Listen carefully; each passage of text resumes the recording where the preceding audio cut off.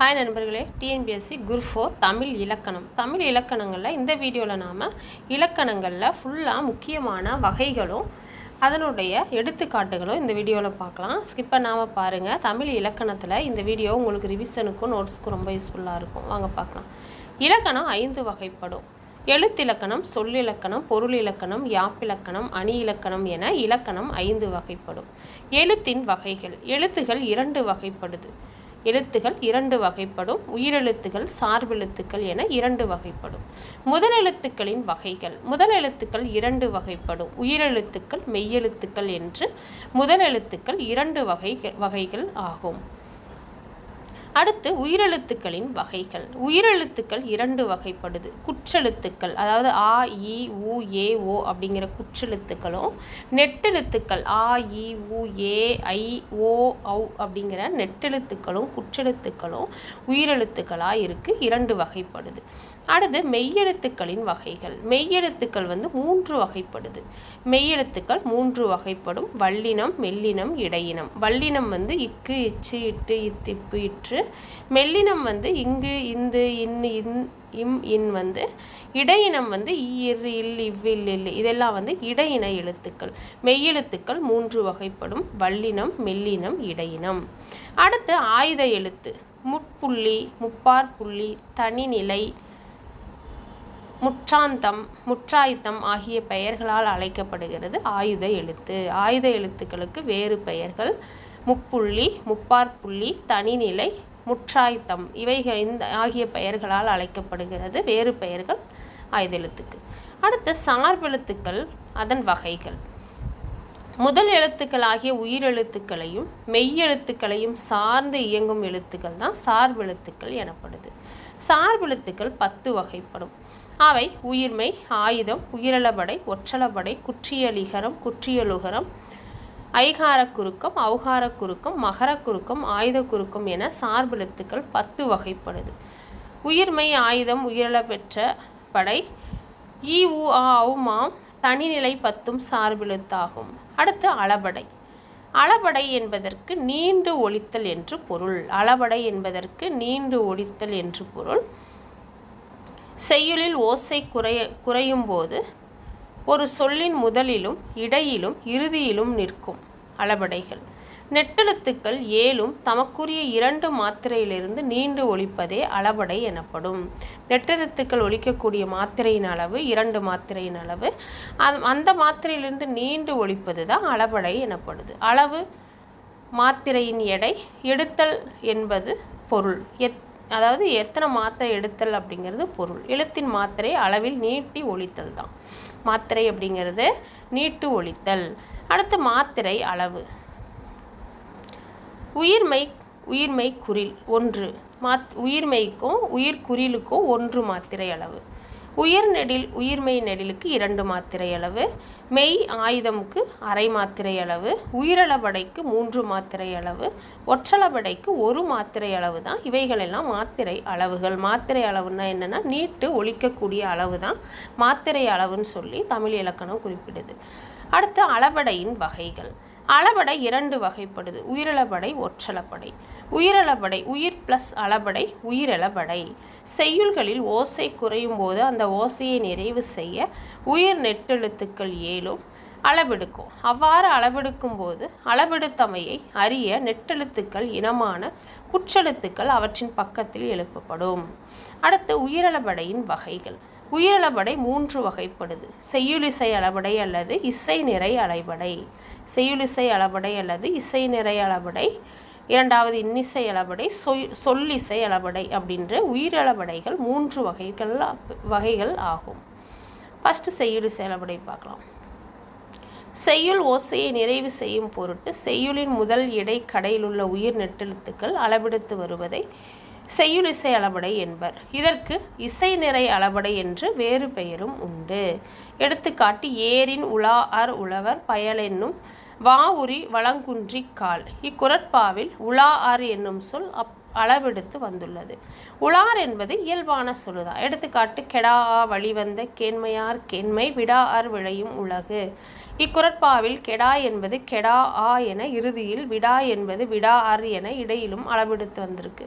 மேலும் சில எடுத்துக்காட்டுகள் செய்யுளிசை அளபடைக்கு: உளார், படார், தொழுவும், தூவு, தருவும், ஆதும், ஓதல், தொழான், உரா அமை, பெறா இவைகளெல்லாம் செய்யுளிசை அளபடைக்கு எடுத்துக்காட்டுகள். அடுத்த அளபடை அறாவுமை.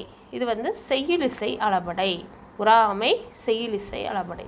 அடுத்தது இன்னிசை அளபடை. செய்யுளில் ஓசை குறையாத பொழுதும் செவிக்கு இனிய ஓசையை தரும் பொருட்டு உயிர்க்குறில் நெடிலாகி மேலும் அளவெடுத்து இன்னிசை அளபடையாகுது.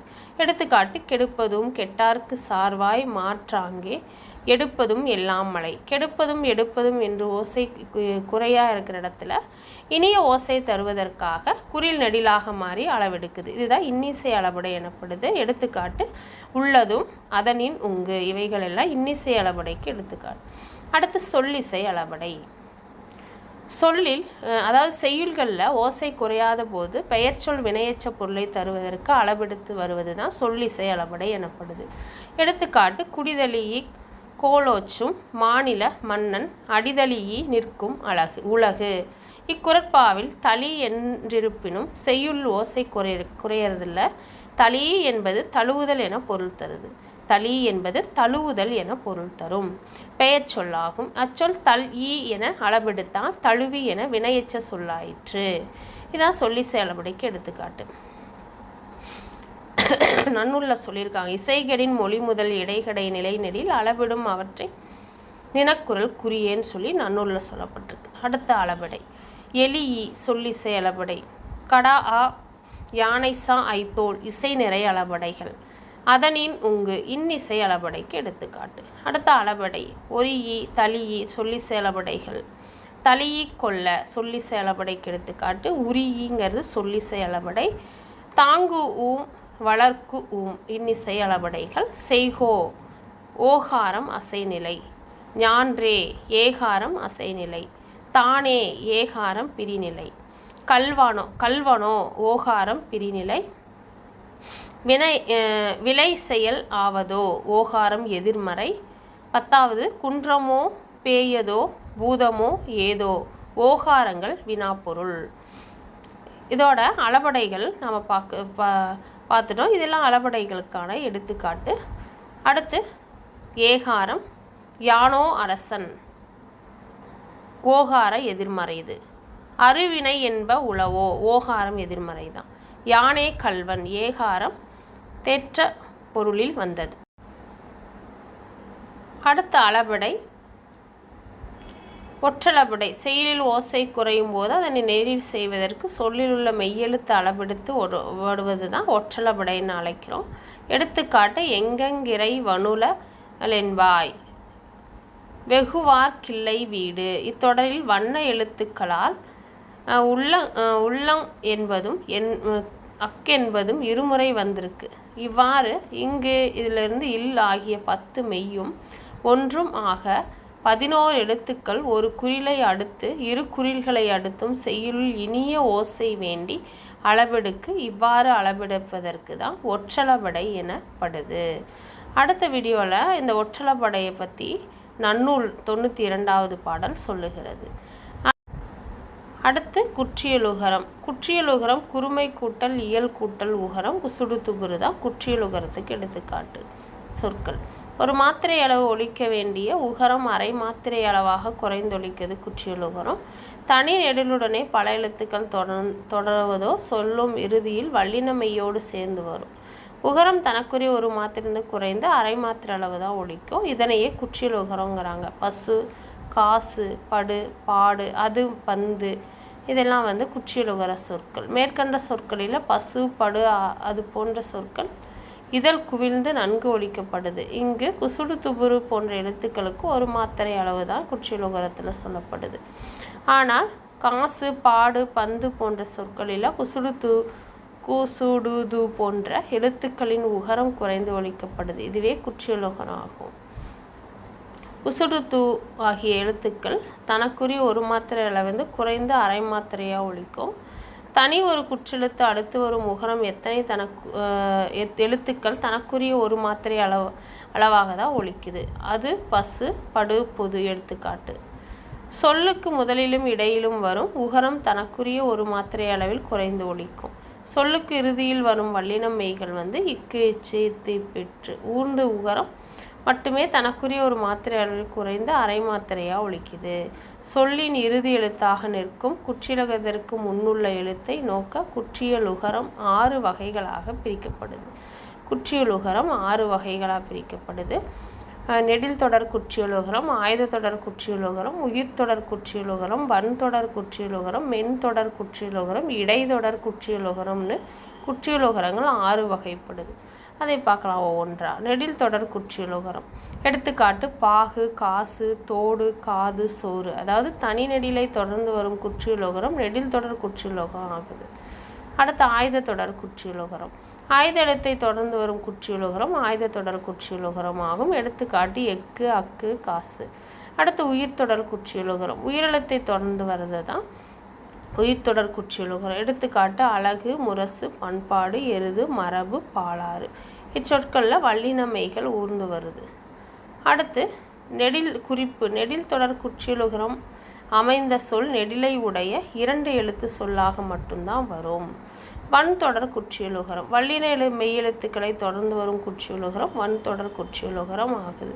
எடுத்துக்காட்டு: பாக்கு, தச்சு, தட்டு, பத்து, உப்பு, பற்று. இவைகளெல்லாம் வன்தொடர் குற்றியலுகரத்துக்கு எடுத்துக்காட்டுகள். அடுத்து மென்தொடர் குற்றியலுகரம். இது மெல்லின மெய்யெழுத்துக்களை தொடர்ந்து வரும் குற்றியலுகரம். எடுத்துக்காட்டு: பாங்கு, பஞ்சு, வண்டு, பந்து, அம்பு, கன்று எல்லாம் மென்தொடர் குற்றியலுகரத்துக்கு எடுத்துக்காட்டு. 6வது இடைத்தொடர் குற்றியலுகரம்.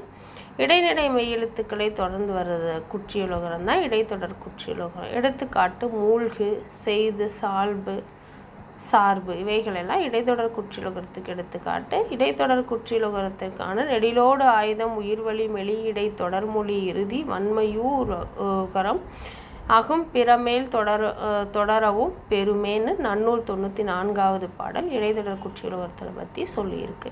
இதோட இந்த வீடியோ முடிச்சுக்கலாம். அடுத்த முக்கியமான வீடியோ உங்களை பார்க்கலாம். நன்றி.